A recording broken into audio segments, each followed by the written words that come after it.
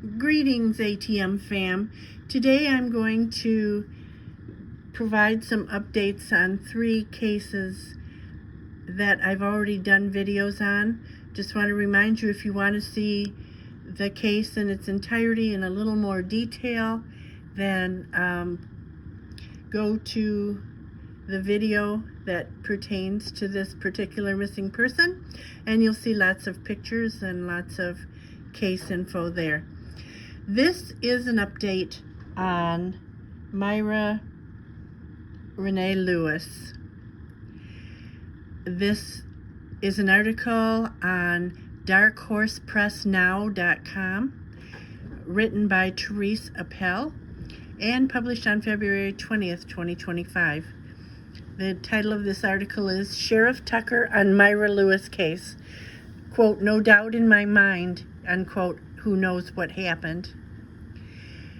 So, as the 11th anniversary of the disappearance of Myra Lewis approaches, Madison County Sheriff Randy Tucker has opened up more than ever about where he thinks the secrets are buried. Speaking with Dark Horse Press founders Therese Appel and Nicole Krell on the Investigation Homicide podcast, Tucker talked about March 1st, 2014, the day of Myra's disappearance, as well as the years since. "Every year on the anniversary, I get calls about it from various media outlets, and they want me to do an update," he said. "And it's very frustrating for me to be able to sit there and say, well, I just don't have anything that I can offer you right now in the way of an update." Myra's is Mississippi's longest-standing Amber Alert. That designation is purely symbolic now, as it seems unlikely that it will be resolved anytime soon. The politeness and secrecy that typically surround an investigation into a missing child have worn off over the years as police have exhausted leads and a $20,000 reward lies unclaimed. There has been no information flow in years, though tips occasionally come in from across the country. There are also some suspicions Tucker hasn't shared over the last decade, until now. Tucker had been the Madison County Sheriff for about a year and a half as spring approached in 2014. Besides a standoff 3 days into his tenure, he hadn't had any really major cases. But on a cold Saturday afternoon on the 1st of March came the disappearance of Myra Lewis, which suddenly thrust Tucker and his department into a massive investigation that saw local, state, and federal law enforcement agencies joining in. Searchers came on foot and on ATVs, in vehicles and boats. Myra was gone like a breath in the wind. Tucker said even from the first day of the search, there were things he hasn't been able to shake that lead him to believe that the toddler never left the property alive. It started with the dogs. Myra's father, Gregory Lewis, said he had tried to track her with his ATV and the family's dogs, but that they'd lost her scent. Law enforcement, of course, wanted to bring in their own dogs. The first canine was a tracking dog who refused to leave the immediate area of the yard where Myra had been playing that morning. "I'm a former canine handler myself, so you have to trust your animal," Tucker said. "Their ability to smell is in parts per billion. Ours are in parts per million." The second dog authorities hoped wouldn't have to work that day. A cadaver dog. Cadaver dogs are trained to detect gases and pheromones expelled by the body upon death. And that particular canine was very adamant. The dog alerted to the back end of a side-by-side ATV, which we thought was very strange, at the time, because there would have been no need or no explanation, I guess is the better term, for that dog to alert with that child's scent to the back of that ATV, he said. But little Myra didn't turn up alive or dead. Searchers dragged ponds and turned over piles of leaves. Investigators even searched recent burial sites at churches in the area. Shades of Summer Wells there a little bit. Even with the reward amount growing, law enforcement had no useful leads. In my experience, and in the experience of, some very tried and true investigators, that tells me that the circle of persons that were involved was so small that there's really, outside of that unit, nothing anyone would know to share with you, Tucker said. And I firmly believe to this very date that the people that were on the property that day know exactly what happened, know exactly where Myra is, and the circumstances surrounding her disappearance. Tucker said the evidence is overwhelming that someone on that property, which indicates more than likely someone in the family, knows what happened. I really genuinely feel like the parents at some point, their conscience is going to catch up to them, and they're going to, one or both, are going to have to tell what happened, he said. Myra's father, Gregory, exhibited certain behavioral tells indicating he may have known more than he was saying during the interviews with law enforcement, Tucker said. He had some things to say to me, what I could go do to myself, and things of that nature that I won't repeat here, Tucker said. He was just completely emotionless. And I would say this as a father. If my 2-year-old little girl came up missing, you would have to pry me away from that scene, from that sheriff's department. I just don't know that I could ever get past it. I would bug you every day. That just hasn't happened. And in fact, this entire family, from father, mother, grandparents to everybody, has completely vacated that area. Moreover, Tucker said, most families who are missing a loved one generally stay in contact with the authorities, while Myra's family has dropped off the map. And I've got a theory behind that, and I don't mind offering it to you at this point, the sheriff said. People generally, and this is just through experience, whenever they commit a crime, they don't want to stay around for the fallout. They're afraid that the reminders of every day are going to eventually erode their resolve to be strong enough to fight it away. And maybe that they may crack, or maybe their emotions are getting the best of them. We have not heard from this family in years. You would hear from me every single day till you found my baby. Tucker went on to say that he and his investigators feel like there are members of the family who may want to reach out but feel like they can't because of certain controlling family dynamics. So you hold out hope that the doors aren't closed and that, if for nobody else's benefit other than Myra's, I hate to think that she's stuck somewhere between earth and heaven waiting on somebody to set her free, to get her to a point where she can rest and enjoy eternal life with our Lord, he said. Until somebody gives us that piece of that puzzle, or somebody that played a role in that, until somebody clears their conscience, we're no closer than we were. Attempts to contact the family by media through the years have been unsuccessful as well, and this week Facebook messages to Erica and Greg Lewis went unanswered. Erica Lewis's Facebook appears to tell the story of a woman still deeply affected by the loss of her child. She still has photos of Myra from the time she went missing, as well as the 2019 fundraiser for the National Center for Missing and Exploited Children. So many of her public posts are still Myra's missing posters or news reports from that day.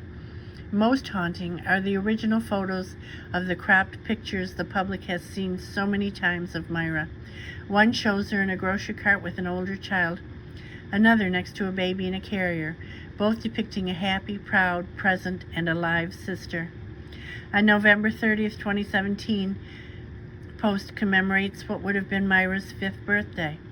Gregory Lewis' Facebook last public mention of Myra is in 2017, when he changed his profile photo to a collage of pictures of her.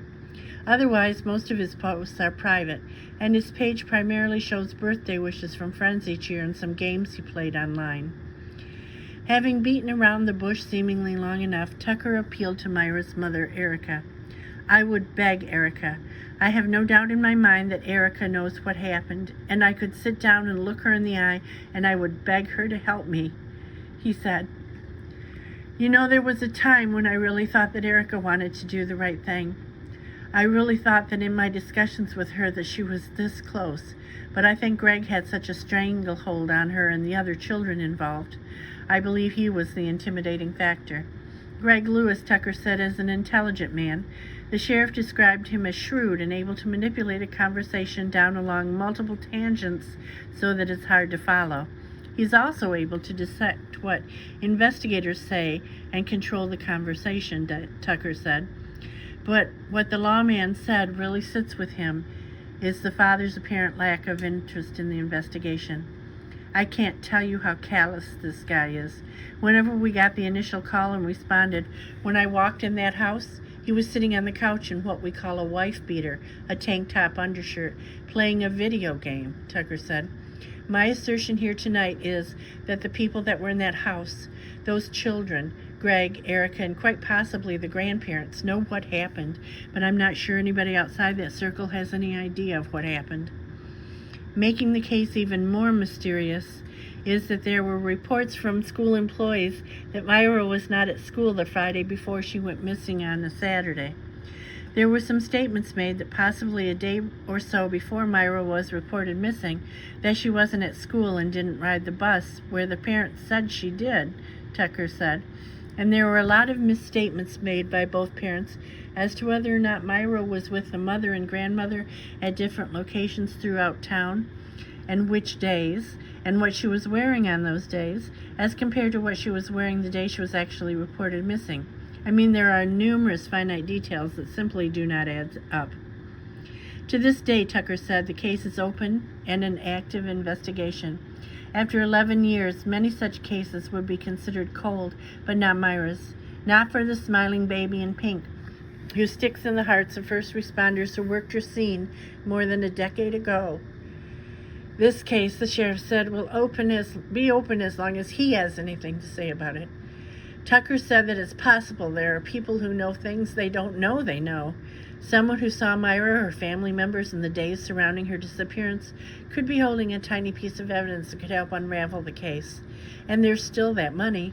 Tucker said it still stands that anyone with information leading to Myra's return could be eligible to take home the reward.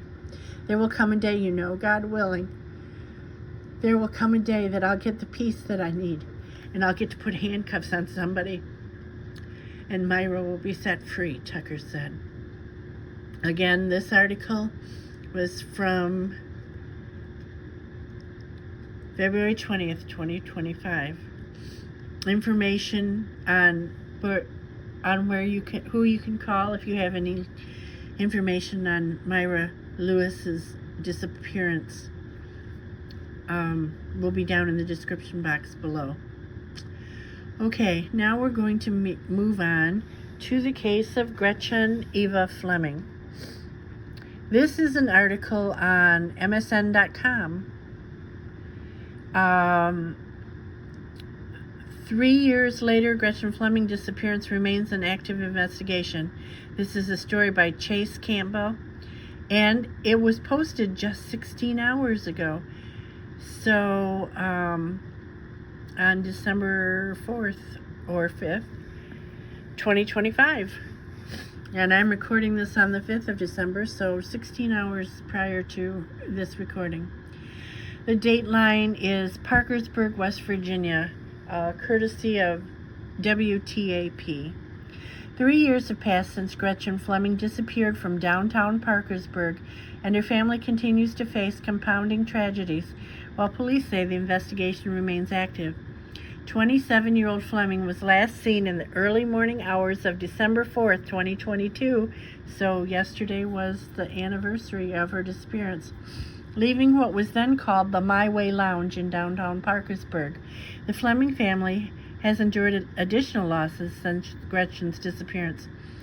Gretchen's grandmother Louise and her father David died in 2024 and 2025 respectively. My opinion, part of it, their deaths, both of them, was due to stress from losing her, said Phil Fleming, Gretchen's grandfather. There's no doubt in my mind, especially for my son. Philip Fleming II, Gretchen's uncle, said, the compounding tragedies have been difficult to bear.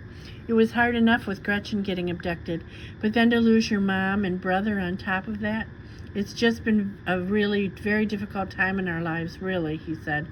It just keeps getting harder, it seems like, instead of easier. I'm going to interrupt myself here. There's a lot going on in my house today. I've got my daughter's doing her laundry in the laundry room, and now there's a siren in the background. I don't know if you can hear any of that. If you can, I apologize. Back to Gretchen Fleming. The family finds comfort in continued community support 3 years later. I go to the YMCA about every day of the week, and just on my trip through town, I still see signs, says Gretchen's uncle. Everywhere I go, I see signs, and it just kind of warms my heart that people still keep those out there 3 years later in their yards and businesses. The family also appreciates continued law enforcement efforts, particularly from lead investigator Detective James Zimmerman. Detective Zimmerman, he talks to Phil quite a bit. He stops by here, talks to me, Phil Fleming said. I knew when my wife was still living he would. They would talk about every 2 weeks. But if you don't have much going on, you can't say a whole lot. Parkersburg Police Chief Matt Board said the case is far from cold. It is still being aggressively pursued, Board said. Leads are still being followed up on, evidence is still being gathered, and there's still a detective assigned to it, so it's very active. Board said Preston Pierce, who was identified as the last person Gretchen was seen with, remains a person of interest in this case. No other persons of interest have been identified. Though he said sharing too much would compromise the investigation integrity, Board emphasized that progress is being made. New information has been discovered. New evidence has been discovered, and it's very promising, he said. Board commended the Fleming family for their resilience. The Fleming family are incredible people, he said. To go through what they're going through and then have it compounded with the loss of other family members and to keep such a pure heart is a real testament to their family. My heart still breaks for them. The Parkersburg Police Department continues to investigate Fleming's disappearance with support from other law enforcement agencies, including the Federal Bureau of Investigation. Next, we're going to take a look at the disappearance of Rita Janelle Papakee. She was part of, Myra and Gretchen were part of my just general missing people playlist. Rita is a part of the Missing and Indigenous Persons playlist on my channel. This article is entitled The Disappearance of Rita Papakee, updated September 11th, 2025, which was just, a few weeks ago, about 3 weeks ago. Here's some general info. Her name was Rita Janelle Papakee. She is 41 years old, or was 41 years old when she disappeared on January 16th, 2015 from Tama, Iowa, and she's still missing. 41-year-old Rita Papakee was last seen in Tama, Iowa on January 16th, 2015. She disappeared after leaving the Meskwaki Bingo Casino and Hotel around 1 p.m. Rita was born on June 1st, 1973. She has 4 children and has struggled with substance abuse issues. Although she had left for a few months at a time in the past, her loved ones say it's uncharacteristic for her to be out of contact with her children for this long. For the past decade, Rita's mother, Iris Roberts, has raised Rita's children. I just want closure, Roberts said. Whoever or whatever they did, I wish they would step up and say, this is what happened. Around 1 p.m. on January 16, 2015, Rita Papakee was last seen leaving the Meskwaki Bingo Casino Hotel in Tama, Iowa. She hasn't been seen or heard from since. She was reported missing on February 18th after she failed to pick up her paycheck. So she was missing for a little more than a month before she was reported. According to NamUs, she may be in the Des Moines or Cedar Rapids, Iowa area. In 2025, police revealed some new information regarding Rita's last known whereabouts on the day of her disappearance. Rita was seen with her half-sister at the casino on January 16th, and neighbors claimed to have seen her walking away from someone's residence later that evening. It was cold and snowing that night, and the neighbors say Rita appeared angry. A witness says someone in a dark pickup truck approached her, and that the next day she was seen at his house. The unidentified man is the prime suspect in Rita's case. Police believe he, along with 2 other men, were seen hiding evidence, including Rita's body. Several searches were done in the area, but her body has not been found. Polygraph results from the men were determined to be inconclusive. One of them has since stopped cooperating with investigators. She was a Native American female, again born on June 1st, 1973. Rita has brown hair, brown eyes, stands 5 feet 4 inches tall, and weighs 200 pounds. She is a registered member of the Meskwaki Indian Nation. If you have any information regarding the disappearance of Rita Papakee, please contact the Meskwaki Tribal Police at 641-484-4844. The agency case number is 15-001969.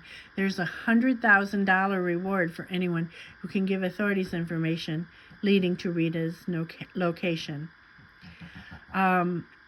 Again, those sources will be in the description box below this video. Our fourth disappearance in this video concerns Rajah Adrianna McQueen. I'm going to read to you from crimesolverscentral.com blog, The Unsolved Disappearance of Rajah McQueen, a Cleveland Mother's Mysterious Vanishing. This was posted by the blog's admin on March 15th, 2025. So, a few months ago. The city of Cleveland, Ohio has been grappling with the perplexing disappearance of 27-year-old Rajah Adrianna McQueen, a devoted mother of 2 young boys. Rajah vanished under mysterious circumstances in June 2021, leaving her family and the community in a state of anguish and uncertainty. Despite extensive investigations and public appeals, her whereabouts remain unknown, and her case continues to baffle authorities and loved ones alike. Born on March 21st, 1994, Rajah McQueen was the youngest of 6 sisters. She was known for her vibrant personality, deep love for music, and unwavering faith. Rajah attended Cuyahoga Community College, majoring in psychology, and later pursued studies in music and theology at Rosedale Bible College in Rosedale, Ohio. At the time of her disappearance, she had returned to Cleveland for the summer break. Eager to spend time with her family and her 2 sons, Cameron and Caden. Oh, hold on, I lost my screen. Oh, I think I'm behind a paywall now. And let's see. I'm behind a paywall now, so I'm unable to get to the rest of the article. Isn't that nice? I didn't notice that at first. Her 2 sons, anyway, Cameron and Caden, were then aged 7 and 8. And I'm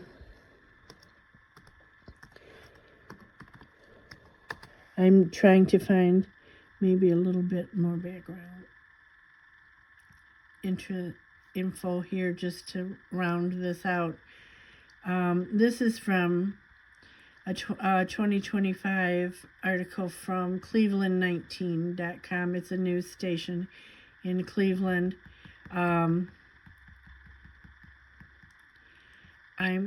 Oops, my computer is out of control.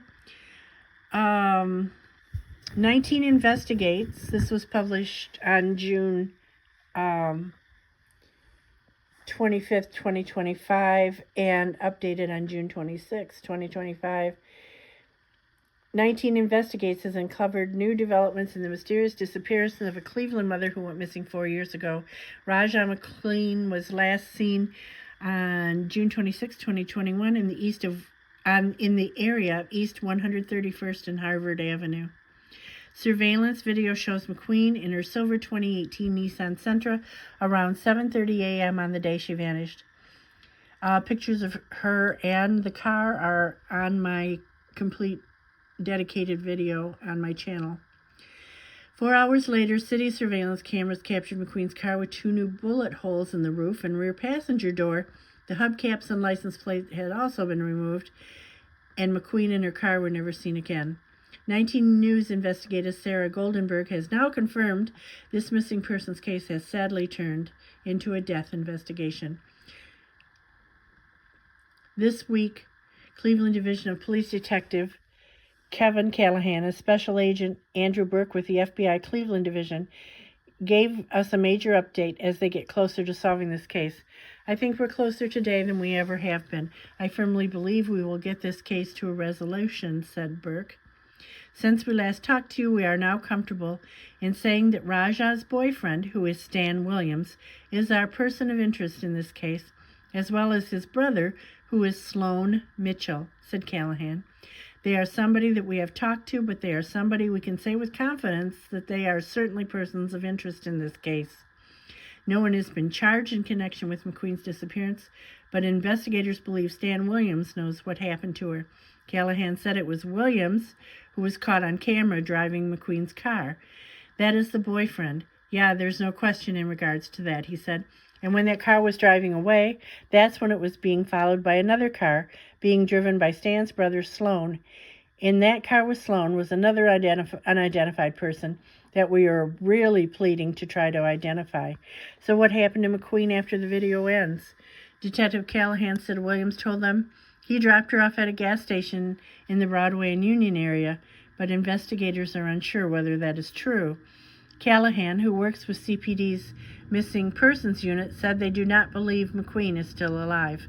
You know, Rajah was a person that talked to her family all of the time. She has a couple of kids, so now to go missing for 4 years and have absolutely no contact with anybody, it doesn't look good, he said. Our investigation is at a point, unfortunately, where we're trying to uncover exactly what happened to her, but we know that something did happen to her, Burke said. And you know, there's no question in this case somebody has information. 19 investigators dug through court records and found Williams has multiple unrelated felony convictions, including drug trafficking and weapons offenses. Records show his brother, Sloan Mitchell, also has convictions for drug-related charges. We reached out to both of them by phone on Wednesday. Mitchell has not responded, but we did speak to Williams for a few minutes about the case. Williams denied having anything to do with McQueen's disappearance and said he could not recall the last time he saw his girlfriend. I don't even remember. That was a while ago. I don't really remember. A lot of intoxication. I don't know, Williams said. When asked why he thought investigators were calling him a person of interest in the case, he said, probably because I was one of the last ones kicking it with her. We also asked him if he knew what happened to McQueen's car. I don't have any idea. I do not know, Williams replied. Williams said maybe someone else was driving McQueen's car that day. I just know I had a good time and went home, he said. I mean, to be truthful at this point, after all the bad shit, I just hope they find her safely, to be honest. I just hope they find her safely. In the meantime, investigators continue to search for McQueen in her car. I want to be very clear that we have a lot of evidence in this case about what happened and when it happened, Brooks said. We just kind of need that last key. Investigators believe McQueen's silver Nissan may have changed hands several times or wound up in a chop shop. Again, no charges have been filed in the case. McQueen, who was 27 years old when she vanished, would be 31 this year. A reward of up to $30,000 is being offered through the FBI and Crime Stoppers of Cuyahoga County for information leading to the whereabouts of McQueen or her missing car. You can stay anonymous and still collect the reward. If you know anything about this case, call the FBI TIF line at 216-583-5385 or submit a tip online. Detective Callahan can also be reached directly at 216-623-7967. Like I always say, if you know something, say something. No matter how small the tip may be, could be what cracks the case wide open. Okay. The last case I'm going to take a look at in this video. Oh, I think my dog's going to bark, so I apologize for that. It comes from the morbidlibrary.com. It's about missing person Janice Marie Hannigan. It's called The Missing Janice Marie Hannigan. It was posted on February 7th, 2025, and was written by C.J. Lynch. This month's missing persons case is emblematic of a much larger problem in the world of crime and investigation. Janice Marie Hannigan was only 16 when she vanished on Christmas Eve of 1971. However, records of her disappearance are inconsistent at best, and there is little information available. Seems like her case wasn't taken seriously. Why could that be? Could it be because she was a young Indigenous woman? Let's explore. As with many of the cases we cover here at the library, again, themorbidlibrary.com, not a lot of information is known about who Janice was before she disappeared.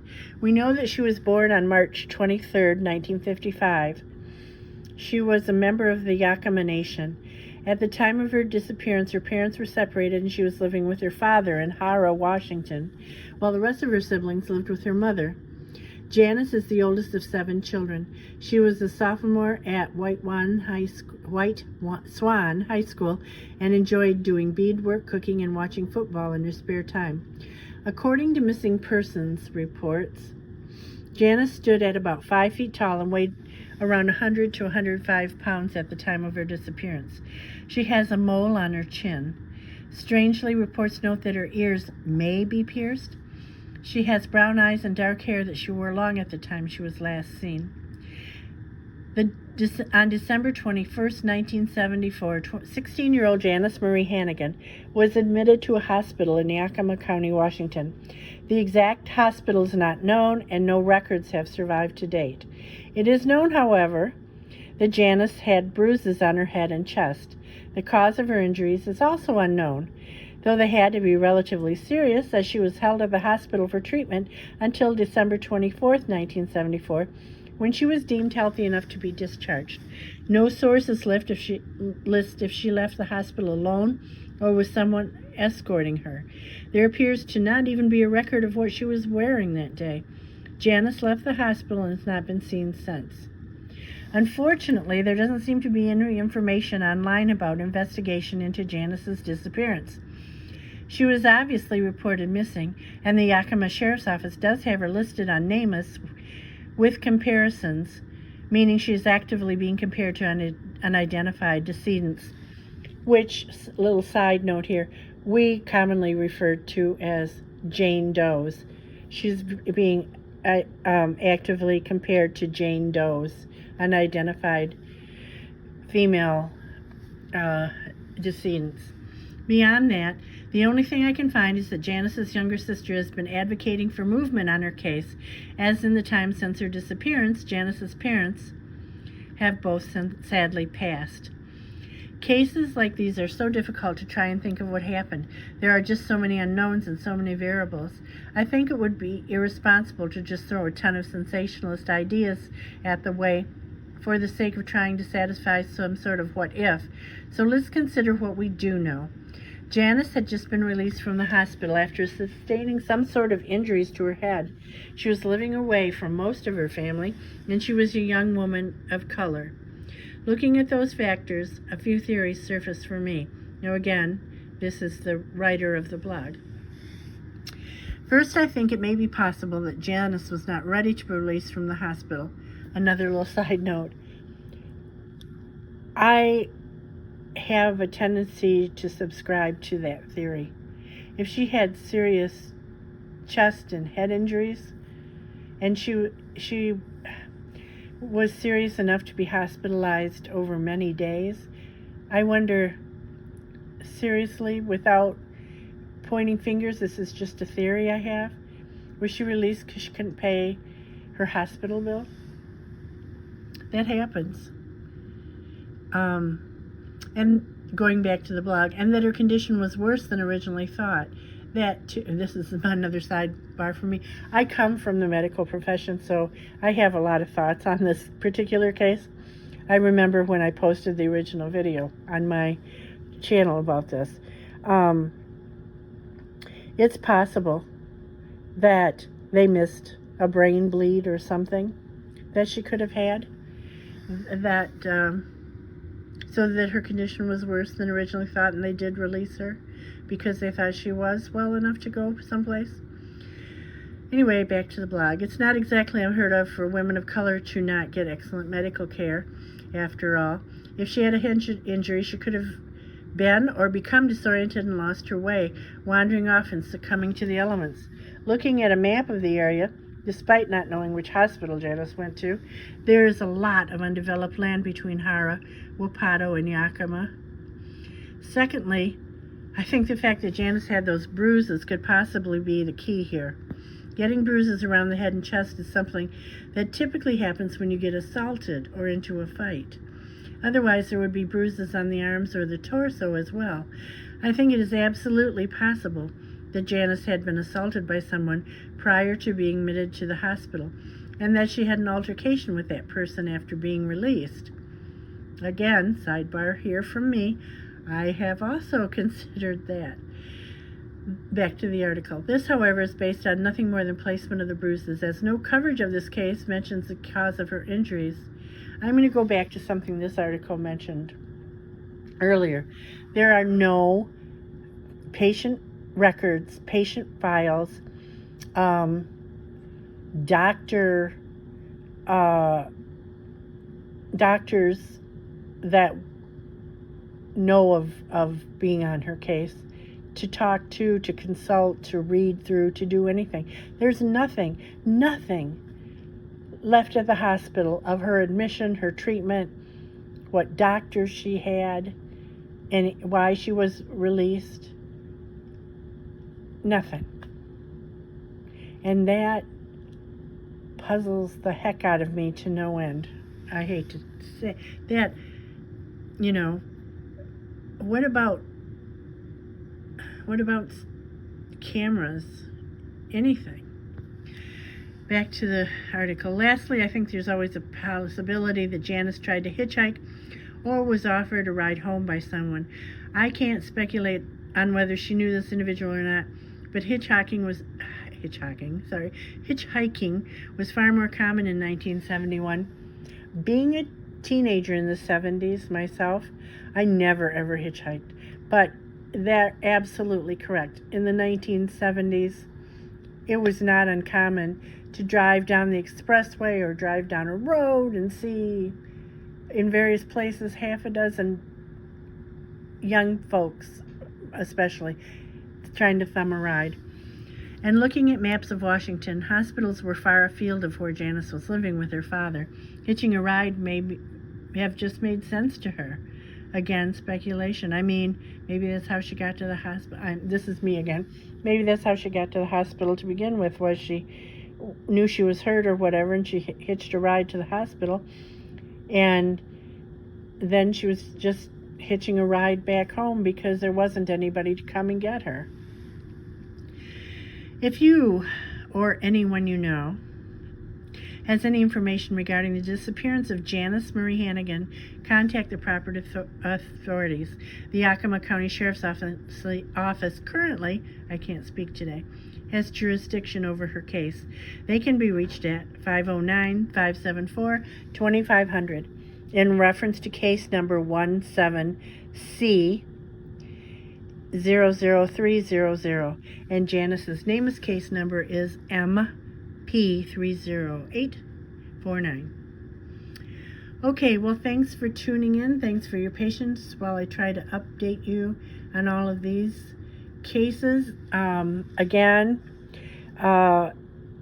Information of the agencies you can contact for each case will be in the description box below. I encourage you, if you think you know something, or if you're interested in a particular one of these 5 cases, you go look them up on my channel and see the complete videos for each individual case. I thank you for taking the time and the interest in these cases.